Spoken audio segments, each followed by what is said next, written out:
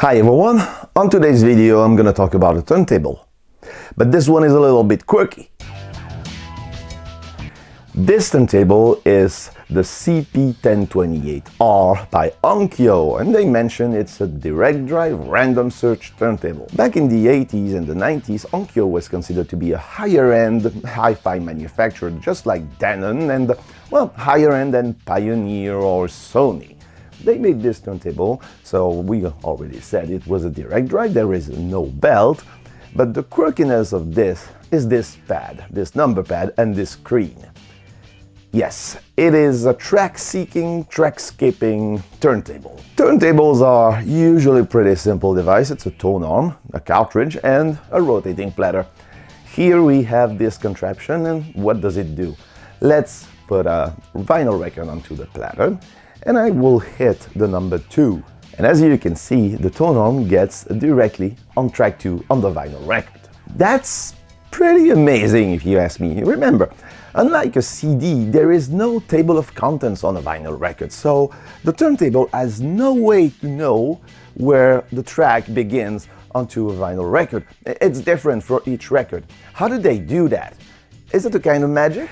If we look at the cartridge, we can see that it says optical sensing cartridge. Let's remove it. We can see that there are too much connectors for a usual cartridge. That's because beneath the stylus is an optical sensor. Yes, the magic happens where the optical sensor looks for the differences in groove density to spot the track on the vinyl record, just like I'm showing you here. And that's basically how it works. But now let's have some fun with it. I'm gonna press track 4 on this vinyl record, and then I'm gonna press for track 2. So we have 4 and 2 on the little screen. Let's hit play button. And as you can see, the tone arm goes directly onto track 4. Well, pretty normal. But once it reaches the end of track 4, the tone arm goes back and plays track 2. That's something amazing. It's a programmable, track-skipping, track-seeking turntable. Not something you see every day.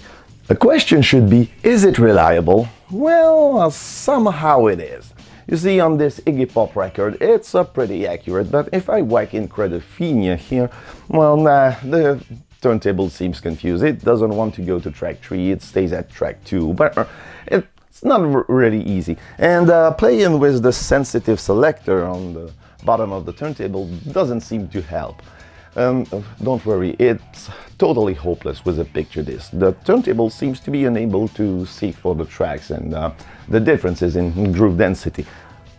There are some caveats to this technology. The turntable is a good mid-range turntable. It's not high-end, it's nowhere near Technics 1200 or an audiophile machine.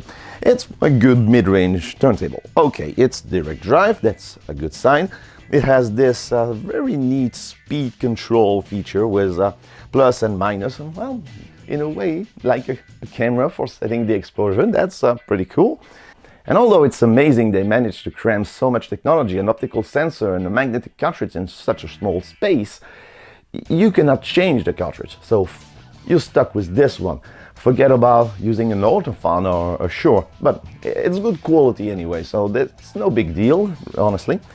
But what is the purpose of that? I mean, yes, it's a neat feature, but why would someone pay extra money in the 1980s to get a mid-range turntable with this feature that is somehow useless besides being quirky? Well, the answer is in the question. It was the 1980s, and computers were considered to be these mythical, magical things featured in movies about the future. Yes, I know, flying cars and all that other stuff. But no, the computer was seen as something that would give us opportunities and possibilities we could only dream of. And whacking a computer in a turntable or even a camera was a good marketing move to show people, hey, look, we represent the future and you want to trust the future. And we did. And that was pretty cool. Do we need to get the purpose to that? No, it's cool. And I can imagine that the original owner of this Onkyo turntable showed it off to his friends and family saying, hey, look, it's the future.